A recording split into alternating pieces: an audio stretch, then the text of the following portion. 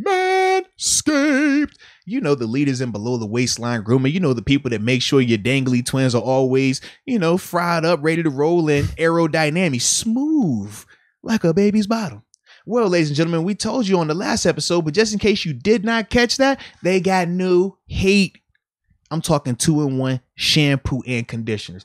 We talk about that all the time. And you got your locks flowing out. Oh, yeah. You see that? Some curls. It looks good, man. Yeah. Curls for the girls. We know how I roll, baby. But with that, the 2-in-1 shampoo and conditioner keeps that thing extra beautiful, perky, and bouncing like it's supposed to. But they also got the body wash. Shout out to the new body wash as well, because there's no point in having great hair that's, shampooed and conditioned if your body is reeking. So you want to make sure you're using that body wash and get those delicate twins that you've already manscaped with the Lawnmower 4.0, since it is waterproof. I mean, you just right in the shower, just pop, one-stop shop. You can't go wrong there. But more importantly, if we're going to talk about it, what we always say when we're going to talk about something, man. We always have something good for the audience. Got to have something for the audience, man. And today is by way of a promo code. Promo code is MOATS. Use that at your, checkout, 20% off, along with free shipping worldwide. So when we talk about people over in London and over, in Mexico, Canada, wherever you at, don't worry about it, baby. Just use the promo code MOATS and that shipping is taken care of. So with that being said, shout out to Manscaped. We're going quarterbacks. And ladies and gentlemen, I like our quarterback in this matchup. You know why I like our quarterback in this matchup? 7 Ben Roethlisberger, a.k.a. Big Ben, that dude. The reason why I like Big Ben in this matchup is because, first off, he's seasoned. He's a veteran. He's not going to be surprised or confused by anything that Detroit is going to be able to do to him. Also, when we're talking about this matchup, in terms of the Detroit Lions, they're not going to be able to generate a ton of pressure, which in turn, Ben isn't going to have to feel hurried. So you're giving Ben time against a team that doesn't have top tier talent. To me, I just think that screams Big Ben having a really, really good game. Whereas when we talk about Goff, that O-line that's going to be in front of him, they're going to have some difficulties. You talk about blocking Cam Hayward and TJ Watt, Alex Highsmith for 4 quarters with that group. They're definitely going to be strained up, which is ultimately going to force Jared Goff to have to play a lot faster. And as we talked about earlier, he just doesn't see the field well enough right now when he's not under duress. So you're going to put him under duress versus a defense that does have Minka Fitzpatrick. They do have a Joe Hayden out there. That to me is going to cause some major issues for Jared. So yeah, for me, I'm definitely going Big Ben in this matchup. Yeah. I mean, this one's easy. You go with 7 on this. Jared Goff, not that good. Big Ben, a legend. Mm-hmm. What else really needs said? Yeah. I don't think I need to say anything else. I think it's obvious, man. I know how you get it in, baby. Yeah, I think he's gonna have a good game. Well, even just over this last 3-4 game stretch, whatever it's been, you see the stats, no picks. He's been playing clean. And I think Ben's gonna have a good game, but I also think we're going to get back to what we saw with Cleveland a little bit, and also in the Denver game with the rushing. Yeah. I think offensive line bounces back a little bit because the matchup will be in their favor, but this is where we get some more confidence, hopefully, in this one. Then we face some of our tougher opponents in the second half of the season, the second half of the schedule. But, yeah, Ben over Goff easily. All right, running backs. Now, for me, this was a little weird because kind of what you did earlier when you had to lump Swift and Williams together, right? It's like you pair them together, they're kind of nice. But for me, I like what I'm seeing with Najee. Yeah. So for me, I'm going Najee because once again, and you know how I always keep my theory, I say, man, look, it's hard for me to just go a young guy because of just the lack of productivity. But when it's a young guy versus another group of young guys, I'm gonna go with the young guy that's balling out. Them boys ain't any much older in terms of playing experience than Najee is. Najee is the far better player between all 3 of those dudes. You can combine them 2 together. Najee's still going to be the better player than me. So Najee Harris in this matchup. Yeah. Do either of these guys have, was that rookie offensive player of the month, right? Yeah, offensive rookie of the month. Mm-hmm. All right. So I guess technically they wouldn't have qualified. Yeah. That was going to be my big selling point. Do either of these guys have an offensive rookie of the month?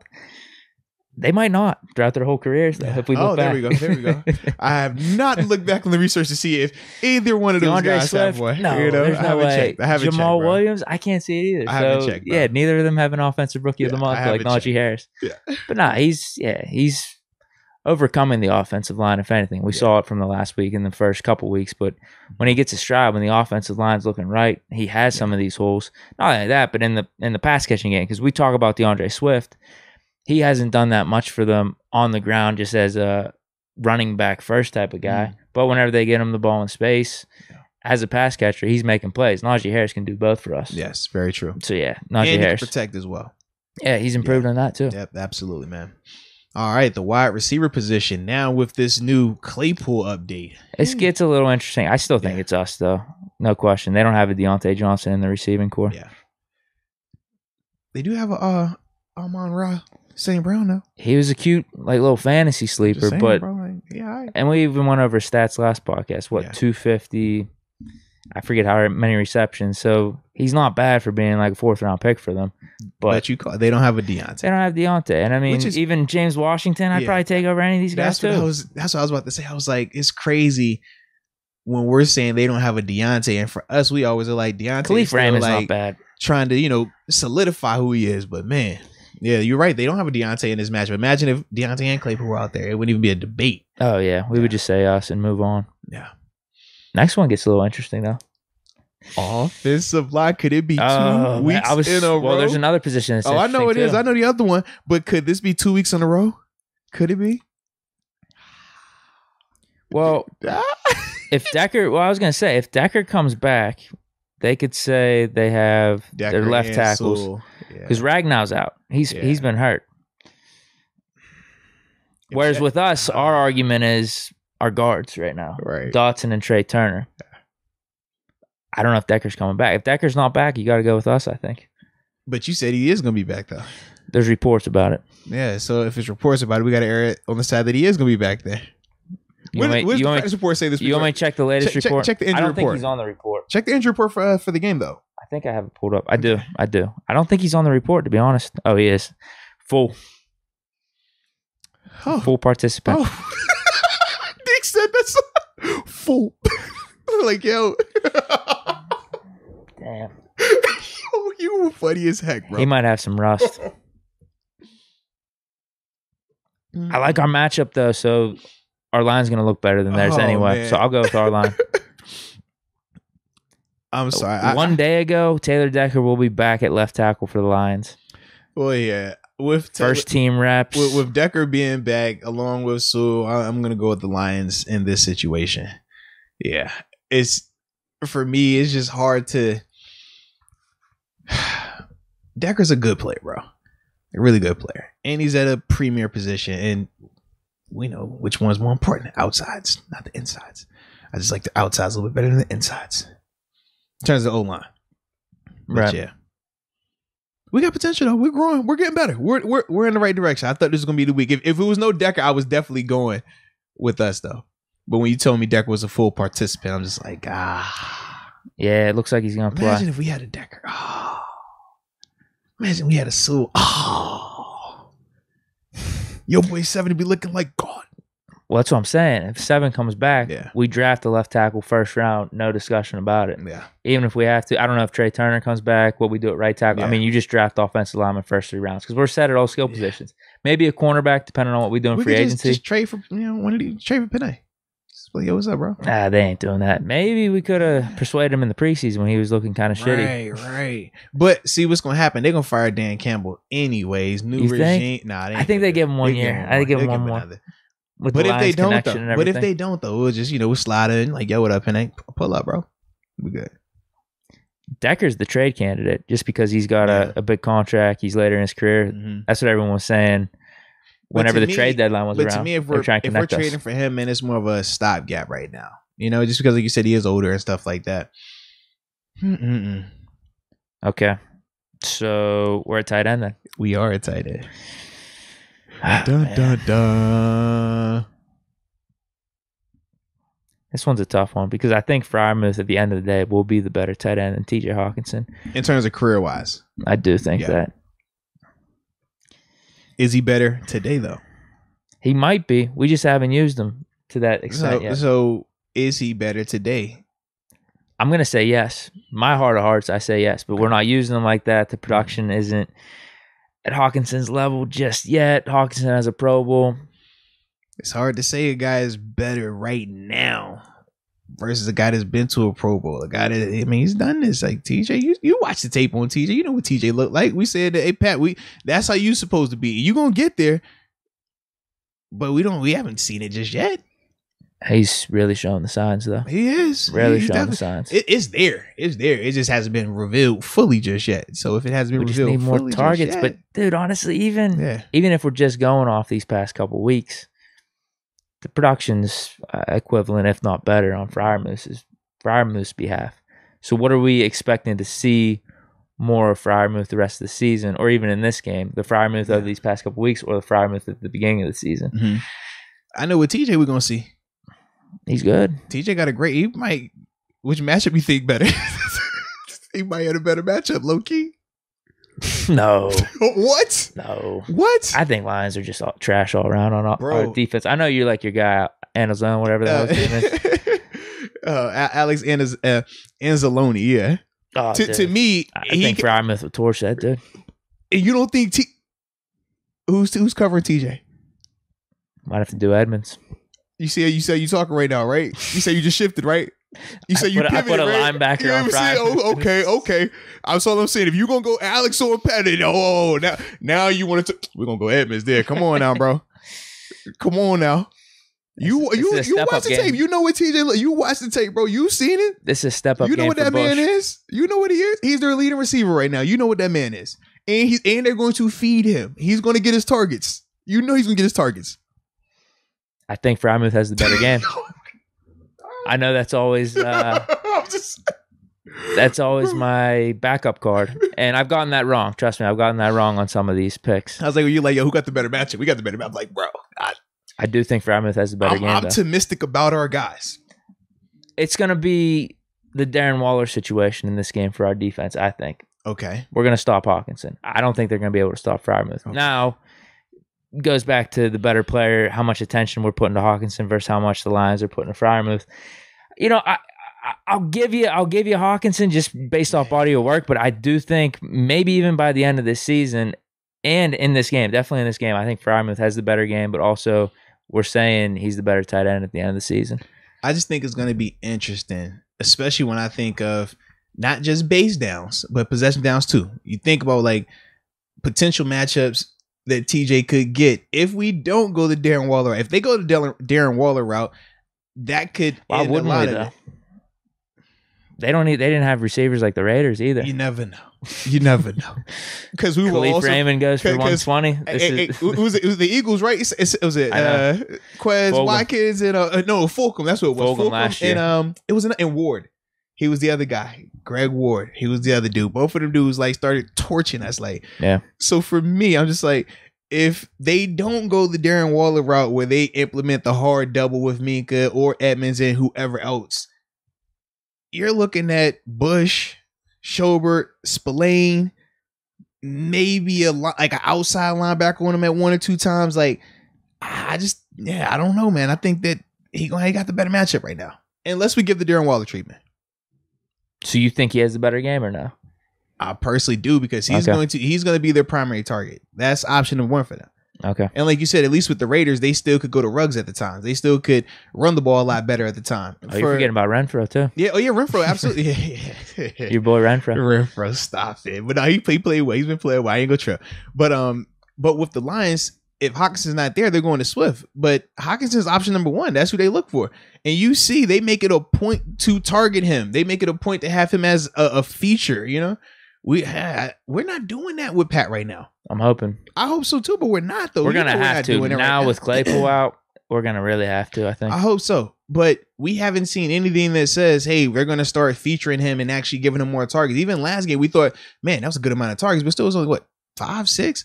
I mean, it was those touchdowns that make it even seem a little bit bigger. Than because what it without was. the 2 touchdowns, now we're just like, "Dang, it's still we want more. Throw it to him more. Work on more." Even how he got his touchdowns these last 2 games though make it seem bigger, because I mean the Browns won the toe tap, the bobble, and then he did essentially the same type of thing last game with the moss over the dude. That was sick. It's crazy, man. Okay, so for me, I'm going defense? TJ. Yeah, but all right, defense. Hello, old friend. Let's start with our linebackers. Which ones? The outside ones. That's us, dude. Start with a happy place. Yes, definitely. That's easy. Yeah. I mean, we're loaded. Their best edge guy to me is definitely Charles in terms of pass rush ability. Trey not giving you none of that. Not to that extent. Nah. And I'm not taking any of those dudes over Highsmith. None of them dudes not even close to TJ. Well, they had the one dude actually kind of looked kind of decent in our preseason game. This isn't his brother. They have the same last name, though. Aquara? Oh, yeah. They have Julian, but they had Romeo, who I think they were pretty high on. He had a 10-sack season for him, but he's been hurt.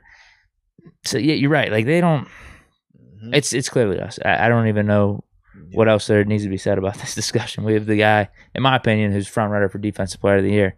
They got nothing like that right now. Their main guy that they are paying that type of money, as we mentioned earlier, they're talking about benching or trying to cut. Yeah. For me, when I saw that, I just kept saying, I was like, boy, Bud about to break the bank. I said, but Trey Flowers getting that money? Oh, boy, what you putting the hit these folks? Oh, right. Inside backers. You like Anzalone? Anzalone. But no, I'm going with us, though, because to me, Anzalone's a good player, but he's not better than Joe Schobert. So that's... Oh, man. Joe Schobert's LB1 now? Is he not? Or is it Spillane? It's hurting me. I'm just like, in your heart of hearts, who is LB1 to you? Still Bush. Okay. Maybe it's off reputation, upside, whatever it be, but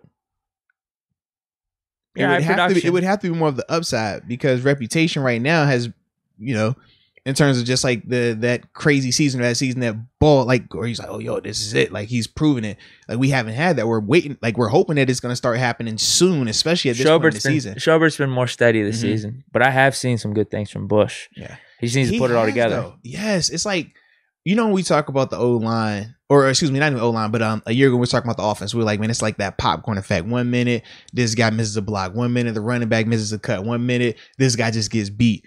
When I think of this, I think of this scenario, I think of it that kind of like that same way a little bit, that just popcorn a little bit. Like, it's not just, just, all right, a little bit of that, a little bit of that. But if you could just put it together all at the same time, like, you could be really good, because you're having plays out there where it's like, okay, we overran this, but then I could show you on tape where he shows good speed, breaks down, shuffle, stays inside out, makes a big time tackle on the receiver. You're like, bro, that play was way harder than this play.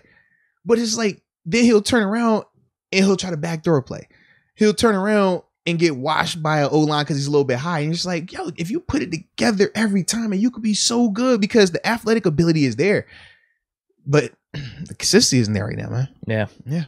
I'm going with us too. I agree with you for sure.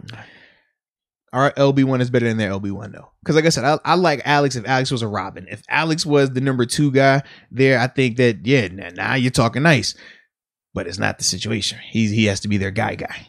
So, yeah. Well, even their backups. Who the hell are these guys? I'm serious. I'm rolling through their roster. I don't know like half of these names. No, it's legit. It's like bad. That, man. No, it happens, dude. I mean, they've dealt with some injuries too. Yeah. They've definitely dealt with some injuries, but it goes back to personnel when we talk about 3 things that we dislike. Like you said, man, and as we continue on, like you said, when your best guy or the high paid guy is supposed to be Trey Flowers, and like you said, you're talking about benching him, that lets you know from a talent perspective where they're at right now, man. That's where they are right now. What do you want, secondary or D-line? Let's go D-line. We'll go D-line. I'm definitely going with us as well. I hate to do the clean sweep like that, but oh yeah, I think it's worthwhile in this one. The Cam Hayward effect is legitimate. The Cam Hayward effect is there, and as much as we talk about TJ Watt, who I do think is ahead of him now in terms of like that defense player of the year, to me, Cam is still playing at a level that deserves consideration. They're talking better than Donald this year. Absolutely. Like you saw the impact he had last game. I mean, this is week in week. You know what I mean? Like every week he's doing these type of things, man. So yeah. That one's easy. Yep. Cornerbacks. No Jeff Okuda. Oh yeah. He's been, I mean, he's on IR. Yeah. It's us, dude. Darius Slade no longer there. I'm trying to think what other great corners did they have doing. They have Mark Gilbert, who got some snaps last week. I think their second or third guy, I was trying to make sense of their snap counts. AJ Parker, he's been hurt a little bit, but he's supposed to come back. But these are the guys that I'm naming right here. They're like you said, when you bring up Mark Gilbert as like one of their better guys. He might get some snap. I'm not saying better, but just in general, it's just like these are names I recognize. Yeah, they don't have a lot of action over there right now, man. They don't have a lot of action. Joe Hayden, Cam Sutton. Yeah. Who? And like we said, Pierre's still playing well. Pierre has a pick this year. Pierre has a game-winning pick. What are we talking about? Like, well, the corners last year, or not last year, last game is really the Mollett play at the end. Is really it. Yeah. Because Joe Hayden, what was he getting burned on last week? Cam Sutton, I don't remember anything. Someone in the calls, Joe had I think. The big breakup on the Jimmy Graham fade ball. Yeah. Remember that in the end zone? Yeah. That one's clear as day too. Safeties. I gotta go with them, bro. Tracy Walker III and Will Harris. No. Dean Marlowe. Yep, that's why. Because they don't have a Dean Marlowe. We don't have a JMU safety. They got a JMU safety. So as much as we could sit here and be like, oh yeah, man, we got Minka, he all pro. We got Edmonds. Look at this pedigree. They don't have that college pedigree. It's different when you go to JMU, bro. You just a natural playmaker, and they got that. So I'm on record. Give me the Detroit Lions safeties. Okay. Shout out to my dog Dean Marlowe. Straight like that. You almost sold me. I'll stick with us though. It's a tough one, man. It's tough. I mean, put it like this: I barely go Lions because when I think of Minka and his versatility, you watch Minka on tape last game against the Bears, bro. He was low key in line to get him a pick six, bro. He definitely was in line to get him one. It was actually Cam. Cam caught the pick instead. But Minka, they're playing it as an invert cover two, like a Tampa two, right? So typically Minka should be in the back half, and one of the linebackers will run the hole. The way they did it this time, though, they had Minka being like the middle hole guy, and he's reading Phil's eyes the whole time. Burst over there, bro. If Cam doesn't catch the pick, Minka's going to hit Minka in the chest, pick six. Like, he had a great break on it. So Minka, I'm like, yeah, I'm liking that a lot. If only he went to JMU, though. Because this week I got a JMU Duke on the other end, baby. So it's just, that's the part for it, Love what Minka's doing, though. And Edmonds, too, man. Edmonds did some things, too, man. I was like, okay, I like what I'm well, like. Everyone's talking about the one catch and everything, but we mentioned, I thought it was a good play by Fields. No. Yeah. That's good throwing catch right there, man. Because you got to think, Edmonds is on the outside and Minka's on the inside. No, that's a good throwing catch right there. Yeah. That's a high low. That's one of them Ben type throws where you're like, bro, like, hey, you doing that? That's special. That's different. Yeah, I thought Edmonds got back on track last week. Yeah, I did too. Definitely a better game for him, man. You want to do special teams? They don't have Boz. Wait, so you have the Detroit offensive line, and I got the tight end. Their safeties and tight end. Yeah, because they got Dean, bro. They got my dog. I just wanted to make sure we recap it. That's how you think he's gonna put me out there like that? Yo, and Minka did have that. Oh man, Minka was hitting last week too. His tackling went up, bro. But how Dean's been playing is like. But Dean tough though, bro. That's different. You know what I'm saying? It's special, bro. Like, I know Minka like to kill my man Justin Fields to the side. I like that. I know Minka was out there. He was trying to beat Troy, beating on his chest. I get that. But he ain't go to JMU, bro. It's just, you watch out. Dean is just fundamental, like the above the neck game for Dean. I mean, he's never out of position. You only get that at one place. You only get that at one place. It's a JMU guy, man, through and through. Just elite mentally and athletically. And that's, I mean, when I look at Dean, I'm just like, yo, that's my young guy. Like, I remember him, true freshman, like walking in, like, come here, let me talk to you real quick, man. Like, you feel me? Oh, you were on the team still? Yeah, that was my last year there, man. That's my young guy. So this is from the heart here. You know what I mean? So that's why I gotta go Dean in this situation, man. I'm sorry.